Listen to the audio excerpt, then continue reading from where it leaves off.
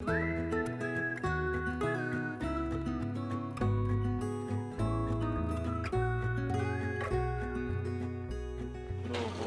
Bonjour. Vous êtes candidat député national à la ville de Butembo.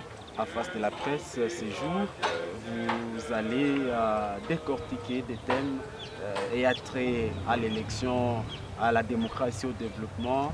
Et vous allez aussi nous parler de vos projets. Tout d'abord, maître, vous pouvez nous faire un parallélisme qu'il y a entre la démocratie et le développement? Ah, ça c'est une très bonne question.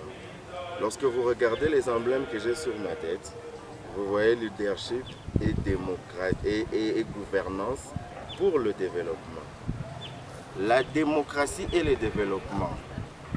La démocratie est un mode de gestion ou un mode d'organisation de l'État ou un mode d'accession au pouvoir qui remet le pouvoir au souverain primaire, c'est-à-dire le peuple, et qui lui donne mandat à ses représentants à tous les niveaux, que ce soit au niveau de l'exécutif, l'institution président de la République, que ce soit au niveau du Parlement, soit provincial, soit national. Alors, ces représentants descendent dans leur base. Ils font des consultations au préalable et ils récoltent les desiderata de la population et ensuite, ils cherchent des solutions adaptées et appropriées.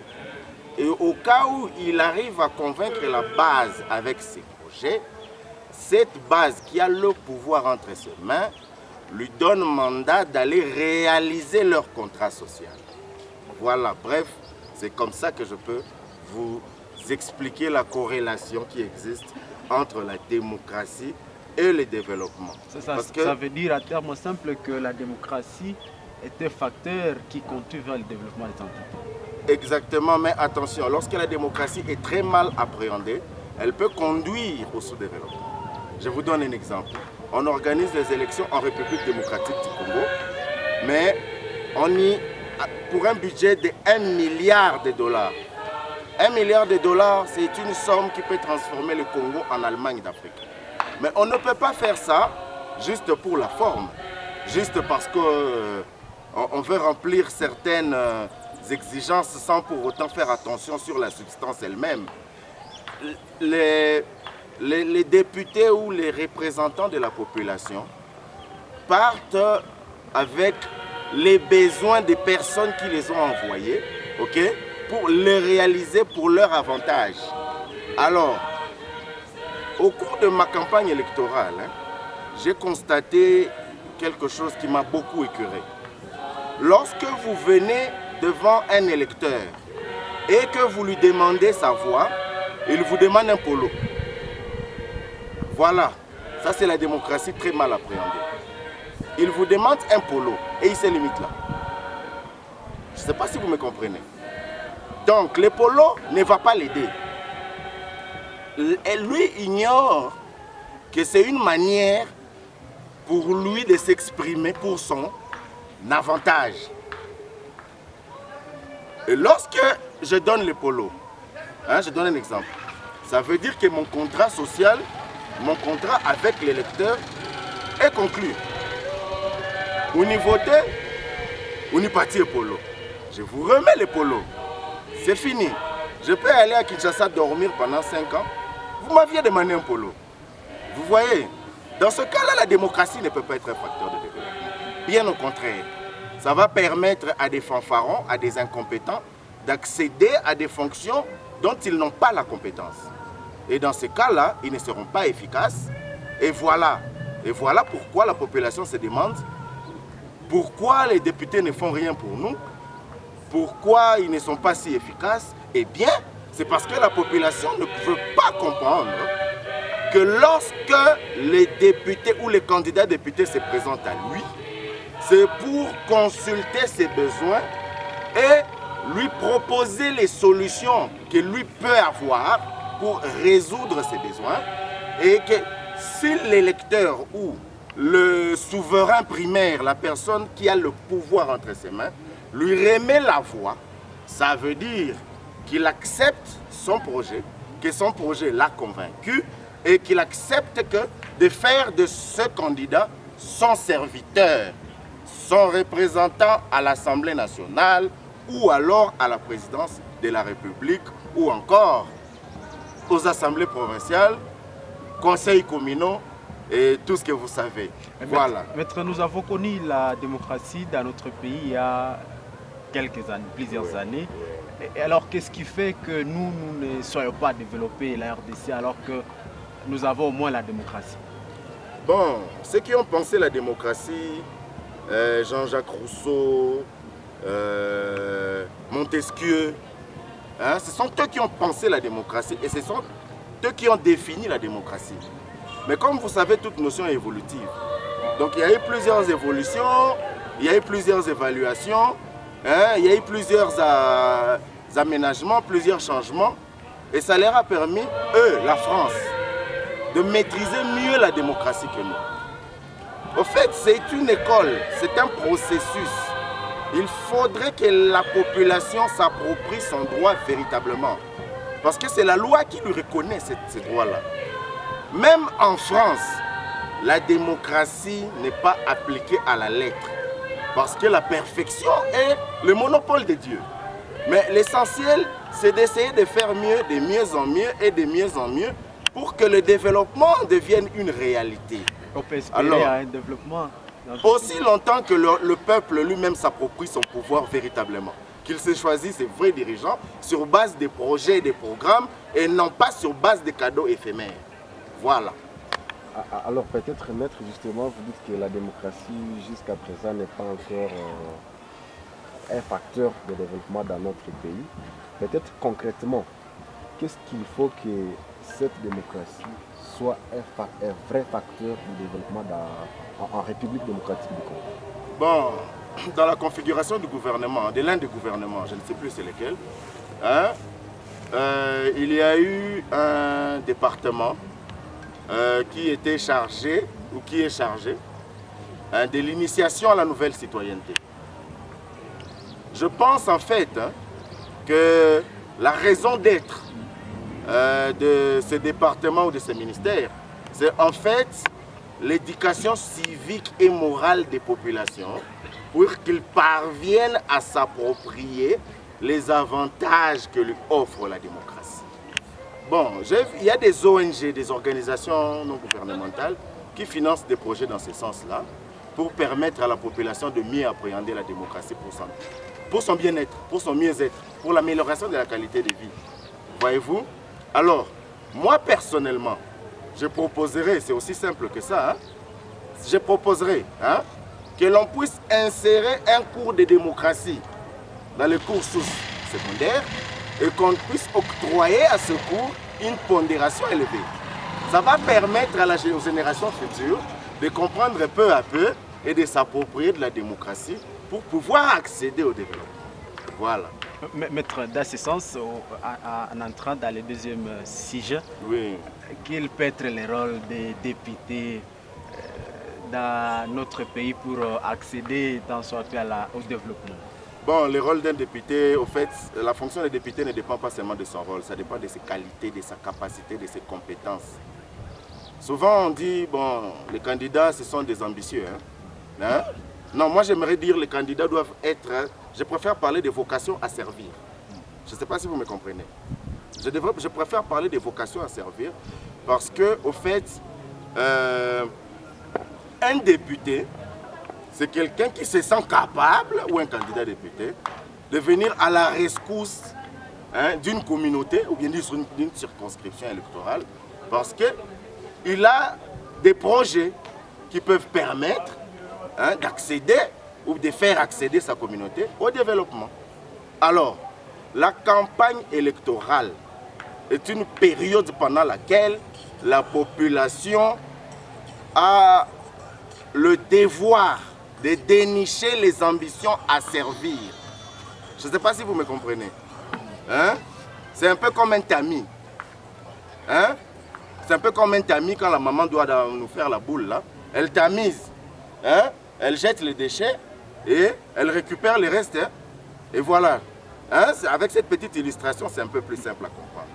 Donc la campagne électorale est un moment pendant lequel les ambitieux, entre guillemets, ceux qui ont vocation à servir, se présentent devant la population et la population se décide de choisir telle ou telle autre personne. Alors, la population, si elle commet l'erreur de choisir celui qui est inefficace, elle va s'étonner de sa souffrance. Ok?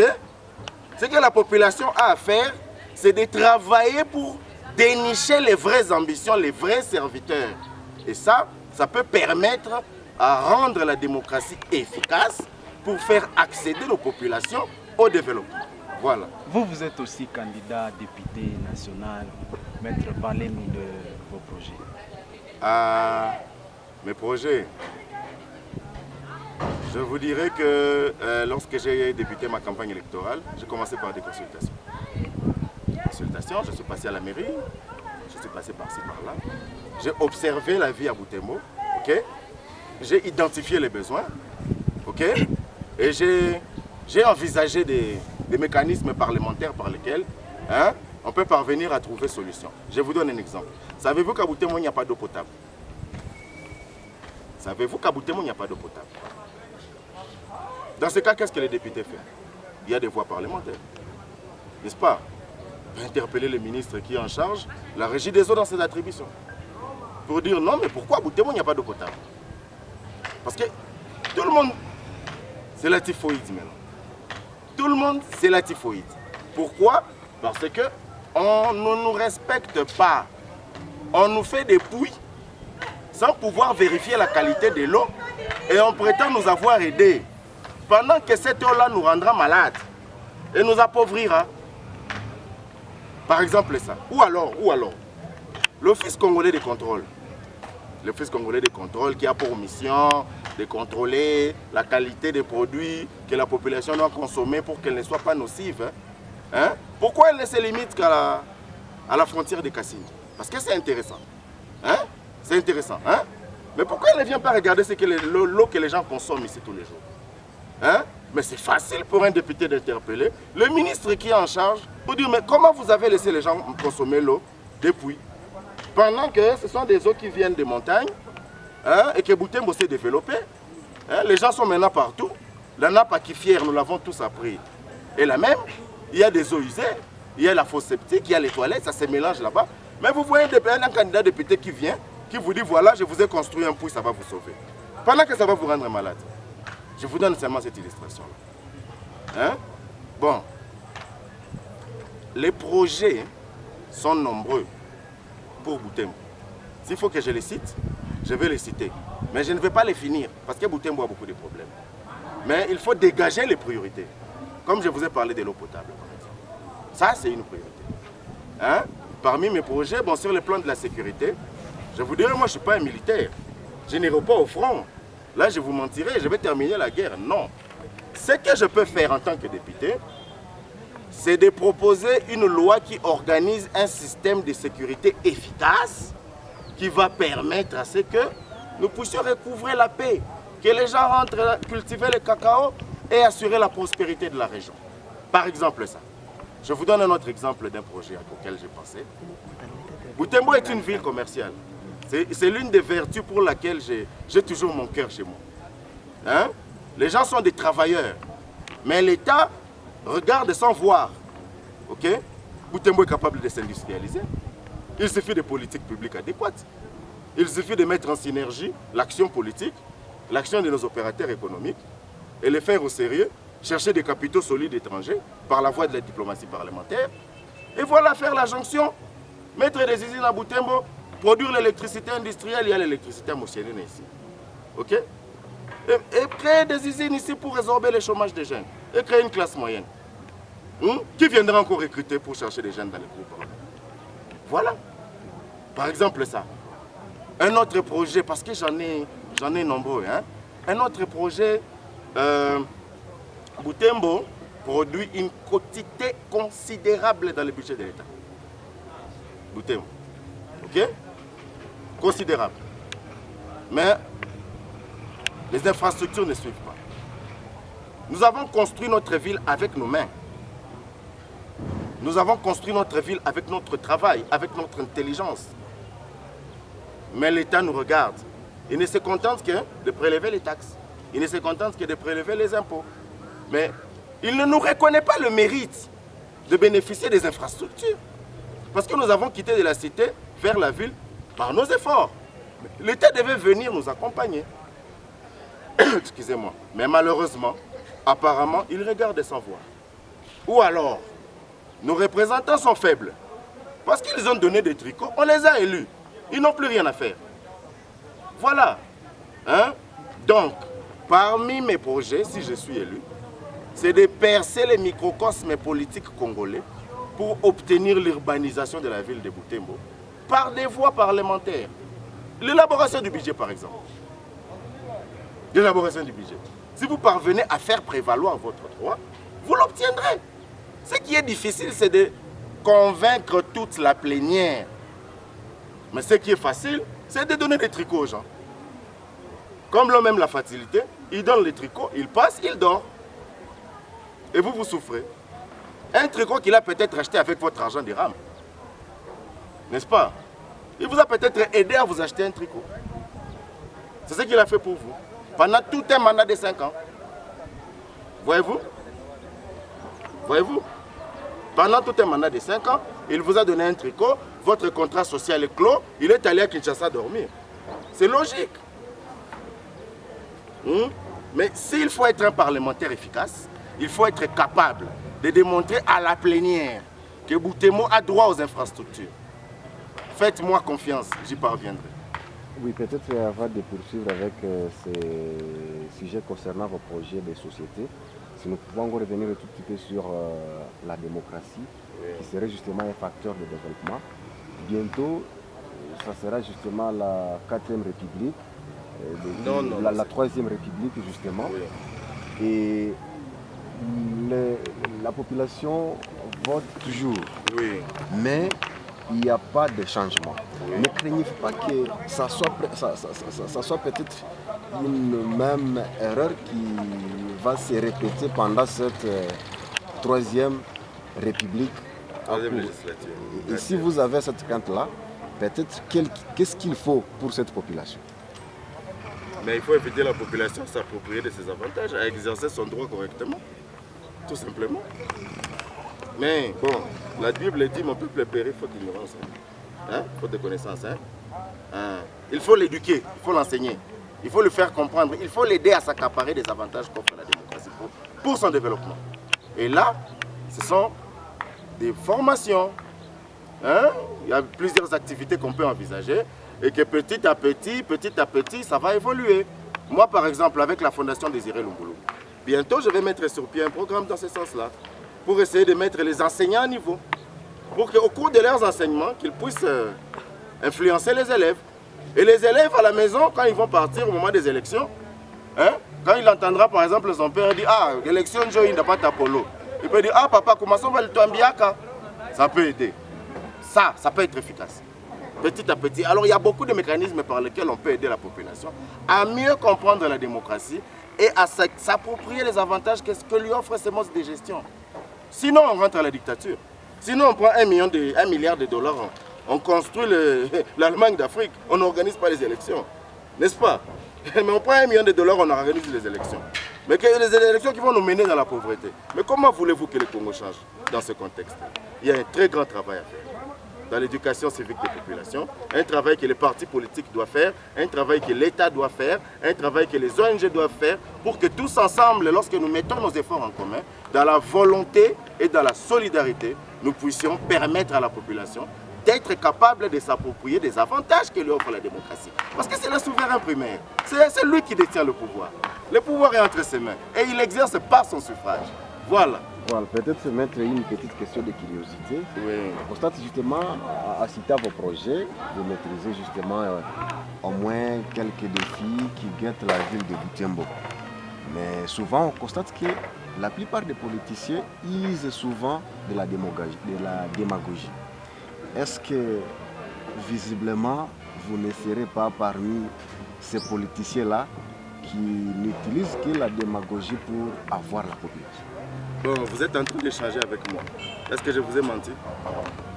C'est facile de travailler sans mentir, on ne vous trompe pas. Il faut dire la vérité à la population. Hein? Tout ce que je vous dis là, c'est magique. Une motion, c'est magique. Une interpellation, c'est magique. C'est pas magique. Moi, je ferai ce que je pourrai. Ce que je promets, je vais mettre mon intelligence, hein, mes capacités, ma réflexion au service de la population de Butembo. Parce que c'est une population que j'admire. C'est une population dynamique. Elle mérite d'être respectée. Est-ce que c'est compliqué? Pourquoi mentir? Si je n'y parviens pas, je viendrai en 2028. Je vais vous dire, je ne suis pas arrivé à faire ce que je vous ai dit. Je ne suis pas arrivé. Mais moi, je ne pense pas. Je suis serein que ce n'est pas un miracle. Il suffit de convaincre la plénière. Mais c'est plus compliqué que donner un polo. C'est ça le problème. Vous comprenez? Si j'avais accédé au pouvoir, si donner un polo c'est facile, il suffit d'acheter un polo et donner.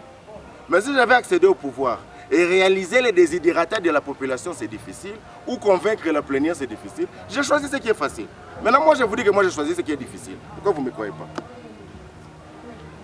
Je vais aussi ajouter à la question des droits. Parfois aussi la population dit que lorsque vous arrivez à Kin, vous oubliez de retourner ici, de voir votre base, de demander ce qui ne marche pas. Vous, personnellement, vous pensez quelle sera votre différence entre les autres? Madame, c'est peut-être parce que vous avez déjà été à Kin ou pas, je ne sais pas. Mais moi, Kin, je ne supporte pas ça. Si je rentre à Kinshasa, c'est un sacrifice. Je fouille Kinshasa, je vis à Goma. Je vous parle sincèrement. Hein. Et même lorsqu'on faisait la sélection des candidats, moi j'avais demandé au parti de me mettre au niveau provincial. C'est le parti qui m'a aligné au niveau national. Voyez-vous? Le parti, c'est pourquoi. Je vous informe que moi je suis à Kinshasa en train de suivre les plénières avec mon esprit à Butembo. En train de regarder ce que les gens de Butembo, les députés qui viennent de Butembo vont faire. Mais je suis toujours dessus. Donc, je vis à Kinshasa, mais mon esprit est à Butembo.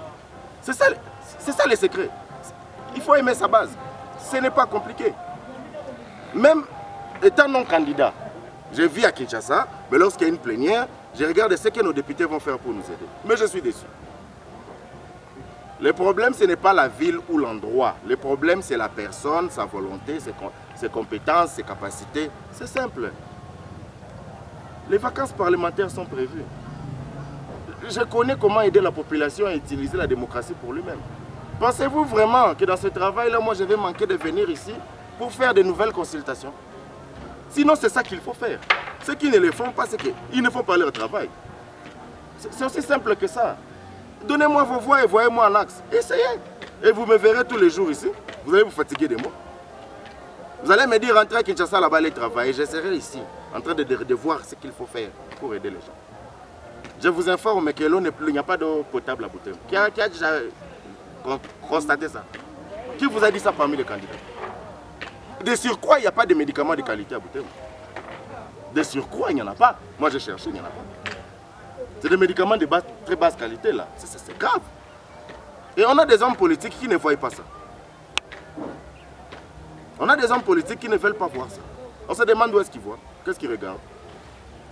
Alors, pour répondre brièvement à votre question, soyez rassurés que Butembo est dans mon cœur. Voilà, maître, peut-être attendant vers la fin. Depuis 2006, selon notre constat, ce sont presque les mêmes figures qui rentrent à Kinshasa. Oui, oui. 2006, je sais pas, jusqu'à maintenant, sont des mêmes figures. Oui, oui. Est-ce que nous ne pouvons pas dire que c'est parmi aussi les conséquences justement de la non-évolution de la démocratie dans notre ville, surtout ici chez nous? Nous avons voté à Kinshasa en 2011, il n'a rien fait, on la voit là-bas.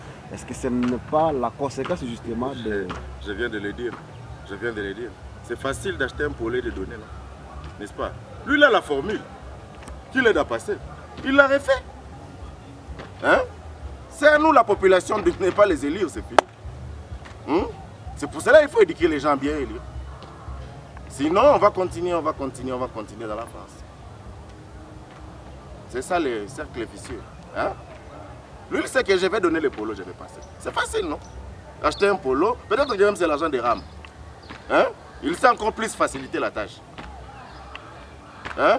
Et quand il va encore revenir ici avec les polos, c'est vous qui demandez les polos aux gens. C'est vous. Quand vous voyez un candidat, vous dites polo il quoi. Et moi je vais te dire, maman, quand même il a coupé à polo, tu as voté. Et je te dis, il a voté. Ah, je lui donne le polo. Si elle ne me vote pas, c'est elle qui a une erreur. Elle n'a pas rempli notre contrat social. N'est-ce pas? C'est logique, non mon cher ami? C'est logique, monsieur le journaliste. C'est ça. Pour sortir de ces cercles vicieux et infernal, hein, la seule solution, c'est l'éducation civique et démocratique des populations. Seulement ça. C'est la population elle-même qui renvoie ses mêmes représentants. Et ils se considèrent comme des personnes aimées. Et même le président de la République peut penser que c'est des personnes aimées. Non. Il a donné le polo. Un polo pour 5 ans, en train de dormir. Ça, c'est du suicide. 2011, même chose. 2018, encore on a contesté. Vous ne craignez pas qu'il y ait encore contestation des élections pendant la législature qui pointe à l'horizon d'ici le 20? Ben oui. C'est une question, maître, qui nous permet d'aborder justement la fraude électorale dans notre pays. Ok. Oui, la contestation est inhérente à l'organisation des élections. Mais elle a des solutions. Les recours devant la Cour constitutionnelle, la loi règle tout. Dans tous les pays, même aux États-Unis, c'est déjà arrivé, on a récolté les voix. Hein. N'est-ce pas? C'est normal, nous sommes dans la guerre, c'est des bonnes guerres. Hein. Lorsque je doute que vous avez gagné, obtenu plus de voix que moi, et que j'ai des preuves, je peux les faire prévaloir devant la justice. N'est-ce pas? Donc, la contestation peut exister, oui, mais elle ne doit pas conduire à la violence. Ah, c'est là maintenant. C'est encore une éducation civique. Il faut encore éduquer la population pour lui dire contester les élections est un droit prévu par la loi. On peut l'exercer librement. Mais les recours à la violence, les recours à l'instrumentalisation de la population, les recours à la manipulation de la population, ça c'est à bannir. Alors justement, depuis 2006, il y a toujours les acteurs politiques qui parlent de la fraude électorale. En 2006, il y a Bemba qui a contesté, je ne sais pas, 2011, 2018. Bon, concrètement, qu'est-ce qu'il faut et qu'est-ce qui serait à la base de ce qu'on qualifie de fraude électorale? À chaque législature, c'est toujours fraude électorale. Qu'est-ce qu'il faut pour qu'il n'y ait plus de termes pareils lors de l'organisation des élections? Et concrètement, par exemple, ce 20 décembre, ce sont les élections présidentielles, bon, générales à RDC. Qu'est-ce qu'il faut pour qu'il n'y ait pas de termes fraude électorale? Je viens de vous dire que c'est le peuple qui est souverain. Je viens de vous dire que c'est le peuple qui détient le pouvoir. Je viens de vous dire que le peuple a le droit de regard. C'est ça la transparence. La loi prévoit l'affichage des procès-verbaux de dépouillement, bureau de vote par bureau de vote. Si la population est vigilante elle-même, elle ne veut pas qu'on lui vole sa victoire, elle n'a qu'à exiger que les résultats soient publiés, soient affichés bureau de vote par bureau de vote. Moi d'ailleurs personnellement, je change avec mes électeurs par WhatsApp. Mes électeurs à moi, les futurs électeurs, les gens qui m'ont promis de me donner des voix, les gens qui m'ont fait confiance jusque-là, la plupart, j'échange avec eux par WhatsApp. Je sais voir